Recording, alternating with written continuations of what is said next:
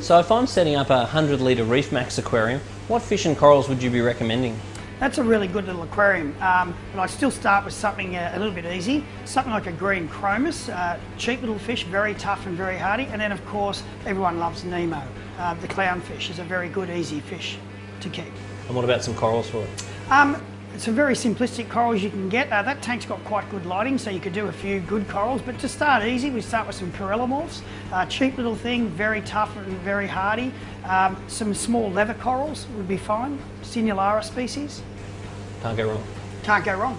Now if you are going to keep a reef tank, it's really important to get a purpose-built reef aquarium. Now this is a Reef Max from Aquael, and this is perfect because it's got temperature control, it's got really good lighting, it's got good filtration, it's got excellent water flow, so you're going to get it right the first time. Once you get your tank running and your salt level and temperature is correct, it's time to add the live rock.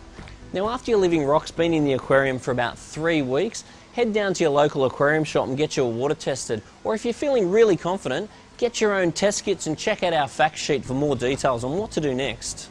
When buying corals, remember that some species are very hard to keep and others are quite easy. Now this one here is a Corella, which is one of my favourites because it's just so good for beginners.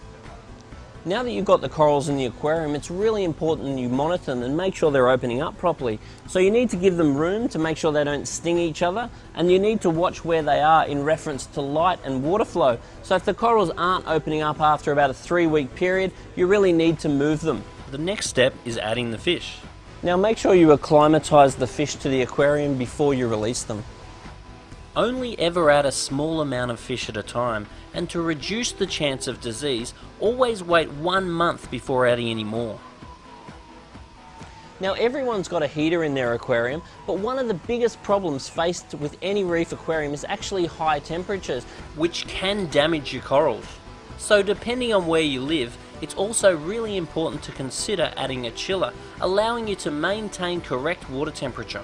And traditionally chillers are very big, bulky and expensive, but Marine Boutique have actually retrofitted an ice probe chiller to the side of this unit. It's effective, energy efficient, and will give you peace of mind over those hot summer months.